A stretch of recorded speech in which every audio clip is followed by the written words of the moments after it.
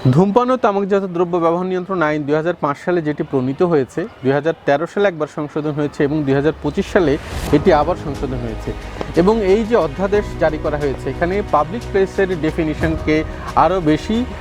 বিস্তৃত করা হয়েছে। আমরা যদি দেখি, পাবলিক প্লেস অর্থ সরকারি বেসরকারি মালিকানা নির্বিশেষে জনসাধারণ কর্তৃক সম্মিলিতভাবে ব্যবহার্য যে কোনো স্থান, যেমন শিক্ষা প্রতিষ্ঠান, সরকারি অফিস, আধা সরকারি অফিস, স্বায়ত্তশাসিত অফিস ও বেসরকারি অফিস, গ্রন্থাগার, লিফট আচ্ছাদিত কর্মক্ষেত্র, হাসপাতাল ভবন, ক্লিনিক ভবন ও ডায়াগনস্টিক সেন্টার ভবন, আদালত ভবন, বিমানবন্দর ভবন, সমুদ্র বন্দর ভবন, নৌবন্দর ভবন, রেলওয়ে স্টেশন ভবন ও প্ল্যাটফর্ম, বাস টার্মিনাল ভবন, প্রেক্ষাগৃহ, প্রদর্শনী কেন্দ্র, থিয়েটার হল, বিপণী বিতান, যে কোনো ধরনের হোটেল, রেস্টুরেন্ট, খাবার দোকান, কফি হাউস এবং উল্লেখিত পাবলিক প্লেস সমূহের প্রাঙ্গণ, কমিউনিটি সেন্টার সহ যে কোনো ধরনের সামাজিক অনুষ্ঠান স্থল, পাবলিক টয়লেট, শিশু পার্ক, মেলা, পাবলিক পরিবহনে আরোহণের উদ্দেশ্যে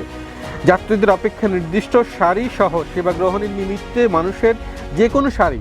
অথবা সরকার বা স্থানীয় সরকার প্রতিষ্ঠান কর্তৃক সাধারণে বা বিশেষ আদেশ দ্বারা সময় ঘোষিত যে কোনো বা সকল স্থান। পাবলিক প্লেসের সংজ্ঞার্থে অন্তর্ভুক্ত সকল বারান্দা, প্রবেশ ও বহির্গমন গেট এবং ভবন সংশ্লিষ্ট এলাকা তাহা আচ্ছাদিত বা উন্মুক্ত যেভাবেই হোক না কেন,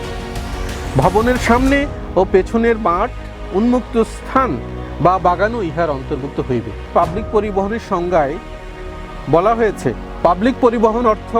মোটর গাড়ি, বাস, রেলগাড়ি, ট্রাম, জাহাজ, লঞ্চ, যান্ত্রিক ও অযান্ত্রিক সকল প্রকার জনযানবাহন, উড়োজাহাজ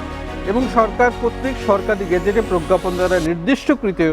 বা ঘোষিত যে কোনো যান।